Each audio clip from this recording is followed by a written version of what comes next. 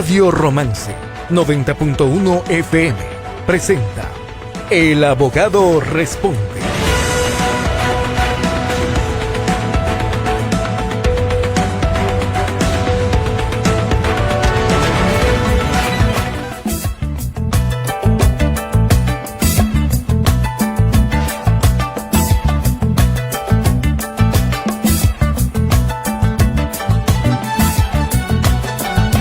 Son las 8 de la mañana con 12 minutos. Estamos listos para presentarte en esta mañana El Abogado Responde, y el día de hoy estaremos hablando acerca de la pensión alimenticia, este aporte económico que reciben mensualmente los hijos menores y dependientes de padres divorciados o separados. Pero para ampliar más este tema nos acompaña el doctor Modesto Apolo. Doctor, El Abogado Responde, buenos días y bienvenido. Buenos días a todos nuestros radioescuchas. Un placer estar compartiendo micrófonos con ustedes y tratando de guiar de alguna u otra manera sobre estos temas que son realmente polémicos. Para tratar el mismo, tenemos una vez más a la experta en Derecho de Familia, la doctora Pilar Estrella de Junter, quien estará absolviendo las consultas correspondientes. De tal manera que damos la bienvenida a la doctora Pilar Estrella. Buenos días, Pilar. Un placer. Buenos días, Modesto. Buenos días a todas las personas que nos escuchan. Gracias una vez más por la invitación. Pilar, para entrar ya en materia, el tema de alimentos es un tema realmente controvertido. Muchas veces las empresas se ven abocadas a, por orden judicial, retener parte de la remuneración del trabajador para poder cumplir con su obligación como padre, esto es, el poder entregar alimentos a su hijo. La pregunta que cabe en este momento para iniciar el programa es fundamentalmente, ¿cuál es la obligación de entregar los alimentos? El derecho de alimentos se basa en la obligación de los alimentantes, establezcase esto, el padre o la madre, hacia un menor. Recordemos que la ley establece que se deben alimentos desde su nacimiento hasta los 18 años y de los 18 años hasta los 21 años si se cumplen condiciones. ¿Qué condiciones? Primero, que no tenga dinero propio el menor. Segundo, que estudie, que es fundamental, y que el estudio le imposibilite trabajar. ¿Cuál es el fundamento de ello? El derecho que tienen los hijos a recibir de parte de sus padres la alimentación para su sustento. Ahora bien, aquí hay que hacer dos puntos medulares. El primero, ¿quién debe alimentos? Los padres. El padre con quien el hijo no vive, es decir, quien no tiene la tenencia. La tenencia es abajo de quien está el cuidado del menor. Lo común, por así decirlo, es que la madre tiene la tenencia y el padre da alimentos. Recordemos que hay una sentencia de la Corte Constitucional que ratifica o expresa que esta disposición de que la tenencia siempre es de la madre es una disposición discriminatoria. Y por consiguiente, el juez, para dar la tenencia, tendrá que ver cuál es lo más conveniente para los niños. Claro, siempre o en su mayoría de los casos, estar con la madre es lo más conveniente para los chicos. Pero existen casos en los que no, en los que los chicos están mejor con el padre. Basándose en eso, una persona tiene que dar alimentos el padre que no tiene el hijo a su cuidado. Generalmente se establece de que, o se tiene presente de que el padre es el que trabaja, por lo tanto es el que debe los alimentos cuando él no vive con él el hijo, y que hipotéticamente la madre no trabaja. Pero ¿qué pasa con los alimentos cuando la madre trabaja y el padre trabaja? Y la segunda opción es qué pasa cuando la madre trabaja y el padre no tiene trabajo alguno o tiene un trabajo informal que no da una estabilidad económica? Es una pregunta interesante.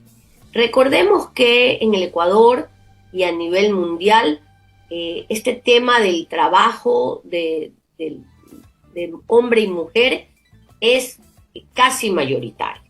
Es decir, las mujeres trabajamos y aparte tenemos a la familia. Esto es un tema discutido, de que la familia es de todos, de que el esposo debe de colaborar, pero es que no es colaboración, es construir una familia juntos. Pero con relación a la pregunta, imaginémonos que la madre tiene la tenencia y no trabaja. Aquí estamos siempre hablando de que exista una separación.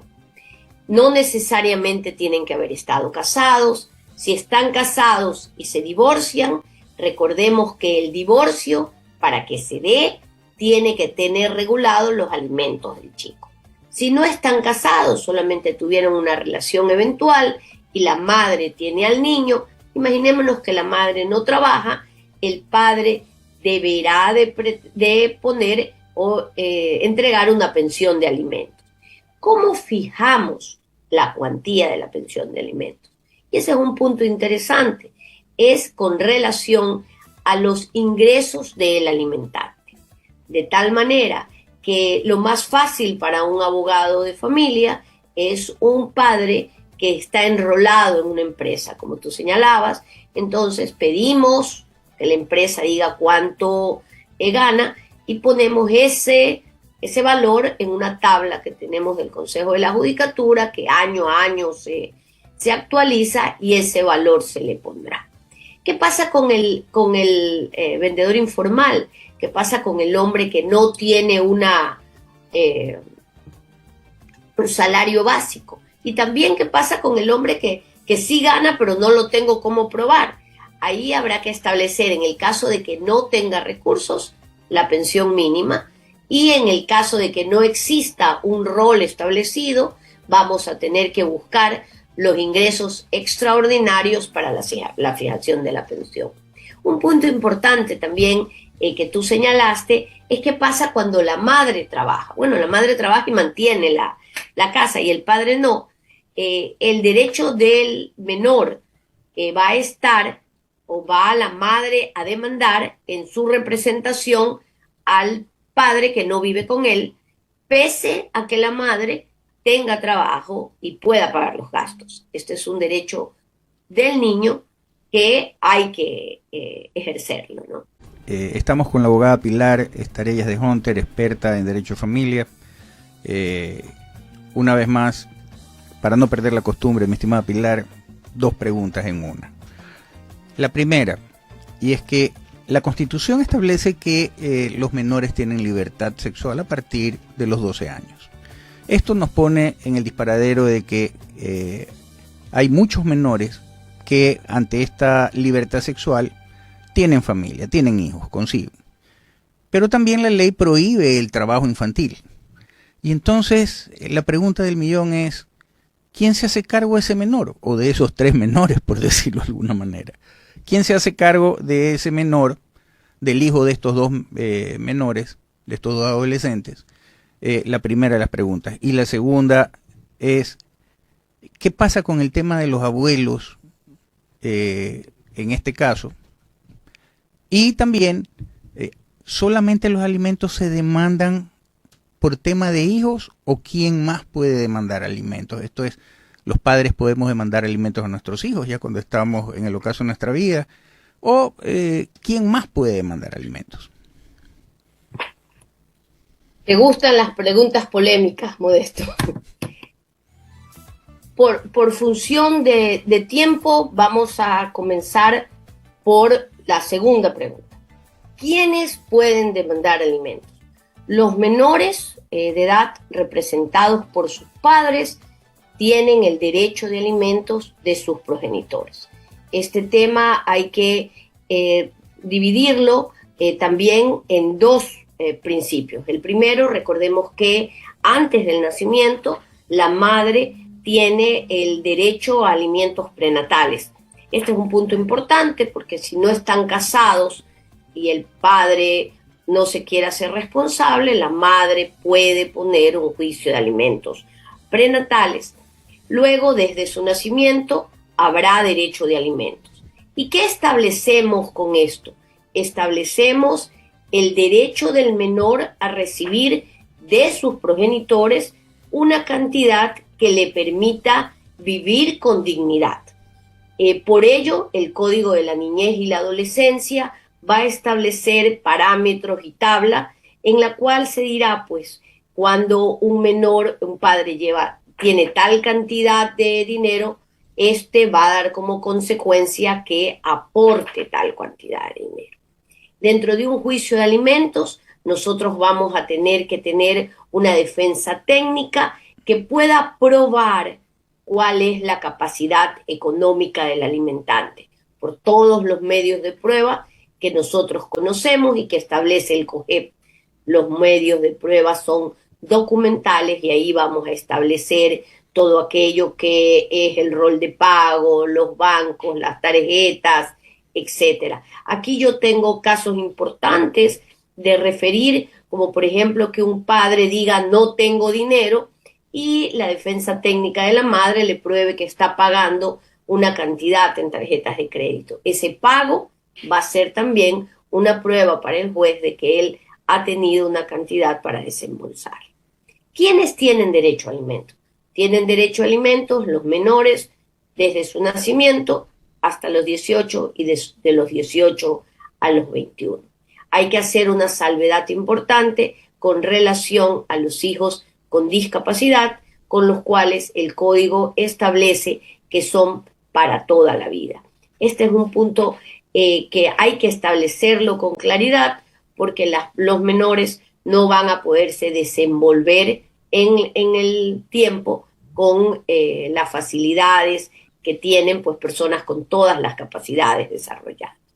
Ahora bien, ¿quiénes más pueden tener alimentos? Tenemos que tener claro que los alimentos están regulados por el Código de la Niñez y la Adolescencia, que va a regular y a regir para los alimentos de menores de edad, y también tenemos el Código Civil, que establece a quién se le deben alimentos de manera general. Para los no abogados vamos a decir que el Código Civil es una piedra angular que va a establecer pues una serie de instituciones que conocemos y tratamos diariamente. Entonces, le deben alimentos, por ejemplo, le debemos alimentos las personas que somos casadas al cónyuge, le deben alimentos los hijos a los padres. Y ahí es la respuesta a la segunda parte de tu pregunta.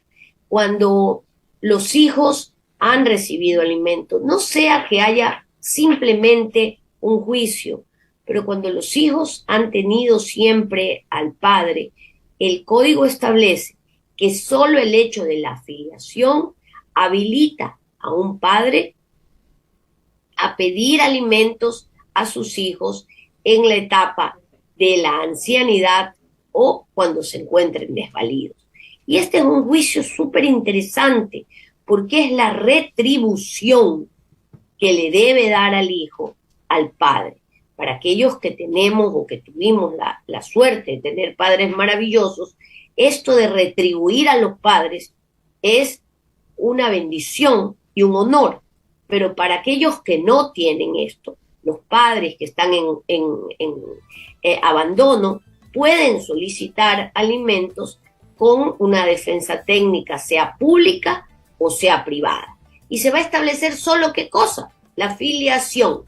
Es decir, yo soy el padre por medio de una partida de nacimiento y él es mi hijo. ¿Cómo se va a establecer? Los ingresos que tenga el hijo. Es un juicio al cual a los padres les da vergüenza otorgarle. Pilar, una pregunta. Tengo casos en que no quieren hacerlo y dicen, ¿cómo lo vamos a hacer? Pilar, pero es muy necesario. Pilar, ya que has hablado de filiación, existen casos, claro, no son la mayoría, pero también son bastante comunes, en que existen mujeres que tienen hijos de varios compromisos o de varios hombres, ni siquiera en compromisos, que han convertido de una manera u otra el tema de los alimentos en una forma de obtener ingresos. ¿qué pasa con aquella persona, con aquel padre, entre comillas, que dice, ¿sabes qué? Ese no es mi hijo porque la señora tiene 4 hijos de 4 padres distintos, por lo tanto, ese no es mi hijo. ¿Cómo hacer para esos casos? Es también una pregunta muy común. Nosotros tenemos que tener claro que el hecho de que una persona, un joven, tenga relaciones y tenga un hijo, o pueda ser el padre de un hijo, va a traer como consecuencia esa posibilidad de la demanda de alimentos. Yo quiero creer que la mayoría de los juicios de alimentos, y así lo he constatado en los años de carrera como abogada litigante, en las mujeres que demandan por necesidad de los hijos. Pero también existe, y de todo da la viña del Señor, aquellas personas que no lo crean necesario o lo hacen por una retaliación hacia los padres, o como tú dices, yo siempre opto por pensar bien, han tenido mala suerte y tienen varios hijos. ¿Qué hacer si crees que no es el hijo? Lo primero, tenemos que dividir. Si hay matrimonio, recuerda que los hijos se presumen del padre. Por lo tanto, habrá que hacer una prueba de ADN, que en este momento pues es sumamente fácil de hacerlo y que hasta el precio ha bajado. Yo me acuerdo hace muchos años que era todo una situación muchísimo más complicada. Recordemos que el Código de la Niñez y Adolescencia establece también cuando no se pueden hacer la prueba de ADN, ayudas, etcétera. Ahora bien, si no son casados y simplemente tuvieron una relación y la mujer le dice estoy embarazada, ese es un problema. Ese es un problema y un problema serio porque le pueden poner un juicio de pensión alimenticias de prenatales y luego le pueden poner el juicio de alimentos con presunción de paternidad. Y ahí es importante una buena defensa técnica que pruebe primero la filiación, y la forma de probar la filiación es con prueba de ADN, pero hay que tener en el tiempo en que lo solicite la ley, tiene que estar asesorado para que el abogado pues pida, se cumpla. Recordemos que el no hacerse la prueba de ADN, el juez puede darlo como, como le he dado varios intentos de que no se lo haga, decláreselo hijo. Y aquí hay un punto muy importante. Una vez declarada la filiación, es imposible quitársela. Pilar. Entonces, hay que tener un especial cuidado con ello. Pilar, por norma general y por desconocimiento, evidentemente porque no se recurre al profesional, generalmente hay personas o hay padres que vienen y le entregan directamente el dinero a la madre, el dinero de la denominada pensión alimenticia a la madre, y no lo hacen a través del SUPA. Y no faltan los casos en que este hombre ha entregado 1, 2, 3 años de esa manera el tema de la pensión alimenticia. Viene por ahí alguien, le calienta la oreja a la madre y le dice demanda. Y demanda por los 3 años. Primero, ¿tiene obligación o no el padre que ha pagado los 3 años pero no a través del juzgado la pensión alimenticia? ¿Tiene una obligación de pagar? ¿Puede compensar o puede proponer un plan de pagos? ¿O simplemente tiene que pagar de contado? Y adiós, o irse a la cárcel. Mira, yo creo, soy defensora de los acuerdos. Yo creo que los acuerdos en menores, yo creo que los acuerdos en familia, que en divorcio, es mejor que tengamos la madurez emocional para hablar. Pero si no hay, ¿cuándo no se puede hablar? No se puede hablar cuando el otro no quiere dar nada y ella quiere que le den pensión, ¿no? Los profesionales debemos de asesorar para que existan menos litigios o se resuelvan por mediación, por la solución de conflictos de la mediación. Ahora bien, el tema que tú me estableces, tenemos que también analizarlo desde 2 puntos. Si ya a un hombre le han puesto un juicio de alimentos y se ha establecido el SUPA, que es el Sistema Único de Pensión de Alimentos, el padre debe de pagar al SUPA. Si, por ejemplo, en el SUPA han pagado $100, $200 y él quiere darle más, lo primero que tiene que hacer es pagar al SUPA. Si no existe el SUPA y estamos, pues nos separamos o el chico es fruto de una relación eventual, yo creo que sí, que puede darle. He visto mucha gente que efectivamente, como tú señalas, al fin está engañada porque ha pagado todo y le ponen una demanda que dice el padre no me paga nada. ¿Qué hay que hacer en esos casos? Con los recibos sí puedo compensar. Tengamos claro qué compenso. Puedo compensar aquello que sea para el chico la pensión del colegio. No puedo compensar, porque lo he tenido en muchísimos juicios. Mire, yo le compré estos zapatos, yo le hice la fiesta. Eso no lo puedo compensar, ¿no? Ahora, aquí tienes que tener algo en claro. Las pensiones de alimentos se deben desde la presentación de la demanda. Y esto para dejarlo claro. Si hoy día es, 13 de septiembre, y yo pongo la demanda hoy, la pensión de alimentos se va a deber desde hoy. No es esto de que le debo 3 años atrás. Puedes presentar, pero el padre va a presentar que ha pagado. Es desde la presentación de la demanda. Muy bien. ¿Tenemos otras preguntas? Son las 8 de la mañana con 38 minutos. Tenemos algunas inquietudes de parte de nuestros oyentes. Nos dicen si un menor que ya cumple 18 años y decide vivir en otro país, ¿cómo funciona esto de la pensión alimenticia, ya que no está estudiando ni está trabajando? Si un menor cumple 18 años, ya es mayor de edad. Si él tiene un juicio, la madre en su nombre puso un juicio de alimentos, lo primero que la defensa técnica del padre tiene que hacer es a los 18 años, un día, poner un escrito diciendo que ya el titular del derecho, que siempre fue el menor, ahora puede representarse solo, y que sea él la persona que ponga para la cuenta y ya no se le pase a la madre. Con relación a que vive en otro país, puede vivir en otro país y seguir recibiendo alimentos. Aquí la pregunta medular es si no estudia. A partir de los 18 años, tiene que estudiar para que el estudio le dé la posibilidad de la pensión de alimentos. Yo como abogado he tenido gente que se inscribe y le he peleado porque te mandan una inscripción en un tecnológico, por ejemplo, o en algo que no tiene un horario, etcétera, y siempre le han dado al menor en beneficio de ahora el mayor de edad que se continúe con la pensión. Habrá que establecer buena defensa técnica y probar que el joven adulto ahora no está trabajando para que se extinga la pensión de alimentos y se suspende el SUPA. No. Ya, como estamos martes, y para aprovechar aquello de martes loco 2x1, en el tema de los discapacitados, tú manifestabas, Pilar, que los discapacitados toda la vida había que darle alimentos.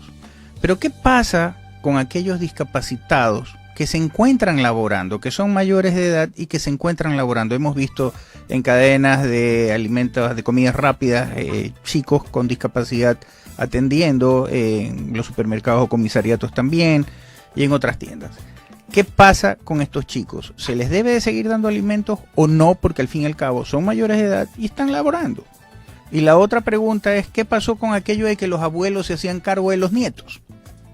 Ante la irresponsabilidad del padre, por cierto. A ver, vamos a tomarlo primero con las capacidades diferentes, ¿no? Las capacidades o las discapacidades, me están refiriendo, van a tener un grado, y con relación a esto van a permitir el desarrollo de una manera diferente a la comunidad en general. Vamos a tener que verlo en un juicio. Recordemos qué posibilidades tiene el menor de sustentarse, y va a tener que establecerse, por ejemplo, y es interesante tu pregunta, las personas que trabajan. Si tú, ¿qué es lo que buscamos? Lo que buscamos no solo como país, sino constitucionalmente, por tratados internacionales, es la no discriminación. y la inclusión. O sea, eso es algo fundamental como Estado que debe de propender a eso. Entonces vamos a establecer en un proceso individual cuándo existe la no capacidad de mantenerse y cuándo es necesaria la sustentación de los padres o el sostenimiento de sustentación de los padres en alimentos. Entonces esto va a variar con relación a las discapacidades y en relación a los grados. Recordemos que en el país hubo un caso grave de corrupción con carnet de discapacidad, ¿no? Entonces tú veías a personas que estaban como muy bien y tenían un carnet del 50% de discapacidad. Y hay menores, y esto es real, lo he vivido, lo he visto, que tienen pues problemas gravísimos a los que la entrega del carnet de discapacidad es un calvario, ¿no? Esas son las injusticias y la corrupción. La calificación de la discapacidad aparentemente entonces depende de la capacidad económica de quien lo solicita, aparentemente, por los casos que estamos hablando. Depende de si el chico va a poder desarrollarse en el mundo de una manera más fácil o no. Y depende de cómo vas a tener, cómo se tiene la discapacidad. Por ejemplo, tú vas a darle una discapacidad a un chico, por ejemplo, que tenga un proceso cerebral grave. Eso ni se piensa. Vas a tener que darle toda tu vida alimentos, ¿no? Por eso te explicaba, hay gente que tiene, no sé, yo tuve un juicio muy peleado hace muy poquito, en el que en la defensa técnica, en unos previos a los 18 años, ya decía, el chico tiene un problema en el corazón. Entonces, cuando tú tienes muchos años trabajando en esto, yo decía, esto viene con que va a poner discapacidad. Sí me explico. Ahora, tuve que confiar en que estos actos de corrupción han hecho que esto sea mucho más estricto, legal, etcétera. Entonces va a tener que analizarse el proceso pero en el para caso, ver si es de por vida. Porque si tienes, por ejemplo, el 20% de discapacidad auditiva, no. Sí me explico. Pero si estás trabajando, si no puedes, si tienes un severo daño cerebral, sí, siempre vas a tener que dar alimentos. Entonces podríamos concluir en ese sentido, referente a esa pregunta, de que cuando la persona, el discapacitado, independientemente de que sea mayor de edad, tiene un trabajo y está teniendo recursos para su manutención, ya el padre no tendría la obligación de dar alimentos, ¿sí o no? Tendrías que analizar caso a caso con ello. Yo creo que las capacidades especiales te dan para eso, ¿no? Para establecer, mira, tiene inclusión, puede mantenerse, dependiendo de esto, dependiendo específicamente del grado que el adulto con una capacidad diferente va a poder incluirse o insertarse en el mercado laboral, va a poder vivir independientemente. Recordemos eso, ¿no? La capacidad de que tienes de auto sustentarte y de movilizarte, etcétera, ¿no? Eso va a dar como consecuencia que cada caso sea tratado especialmente. Pilar, ¿y con relación a los abuelos es importante. El tema de los abuelos. Con relación a los abuelos es importante.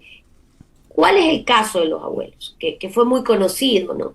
Cuando hay incumplimiento de pensión de alimentos, cuando, por ejemplo, el padre no da alimentos o cuando el padre fallece, vamos a hacer el caso más fácil, la madre tiene la obligación, o tiene el derecho, perdón, de demandar. Puede demandar a los abuelos, puede demandar a los tíos, etcétera, ¿no?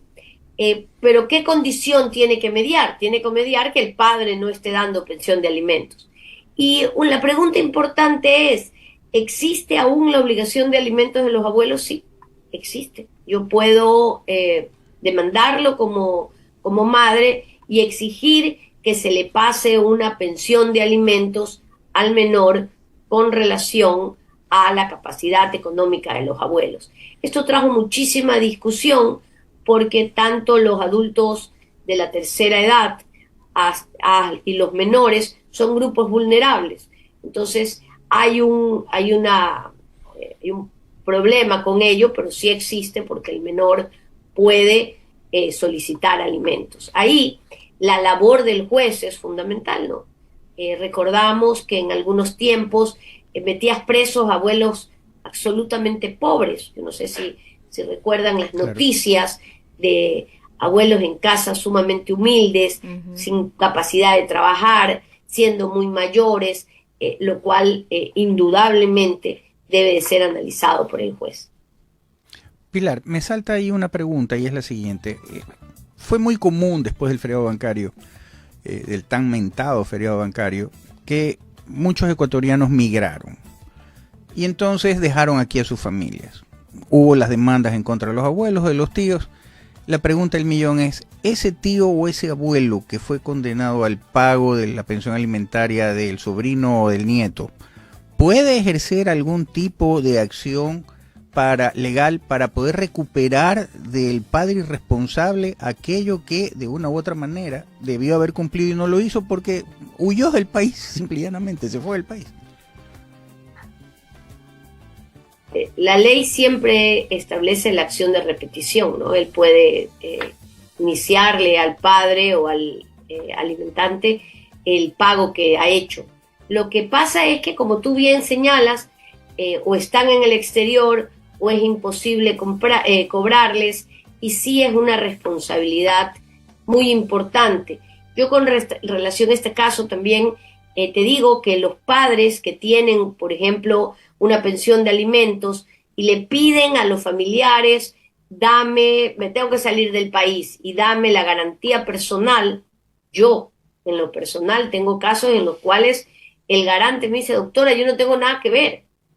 Y le tengo puesto prohibición de salida del país y no puede salir y es extranjero, pero es un poco el derecho del menor a recibir su pensión de alimentos. Y también aquí tenemos que comenzar a pensar que esto es una responsabilidad inmensa y que darle pues este tipo de garantías y este tipo de cosas debe ser muy pensado y a quién se lo damos. La mujer hasta los 21 años, si es que está estudiando, puede reclamar pensión alimenticia del padre o de los padres. ¿Qué pasa después de los 21 años? ¿Y no hay obligación. Perdón, no hay obligación después de los 21 años, así está estudiando. Ninguna obligación. Para el hombre y mujer, recordemos que aquí son los hijos, no hay obligación. Yo tengo casos en los cuales he sido abogada de la madre y he visto como al 21 años un día me quitan todo. Y también he sido abogado del padre y hemos estado esperando. Es el 6, el día 7 quito pensión, ¿no? Un poco por este principio de que, y esto es bien importante, la demanda de los hijos al padre después de los 18 años, cuando por ejemplo el padre ha estado pagando, crea una división familiar importante, ¿no? El padre, ahora cualquiera te podrá decir que es su obligación y que, pero crean dificultades difíciles de resolver. Por eso es que siempre tiendo a que haya algún acuerdo y que se establezca pues lo mejor sin disgregar a la familia, porque hay casos en los cuales pues el padre, el chico lo demandó y lo malo es la declaración, cuando hay la manipulación y el chico manda una declaración terrible, entonces luego eso va a traer una consecuencia de una división familiar y luego el padre a los 65, a los 70, a los 72, pues le va a poner un juicio de alimentos también, ¿no? Siendo un tema polémico, considero que hemos tratado aquellos puntos de mayor relevancia. Te agradezco, Pilar, a nombre de Radio Romance y de la audiencia de Radio Romance por la claridad en tus expresiones, y estaremos en contacto para otra oportunidad. Un abrazo. Muchas gracias. Gracias.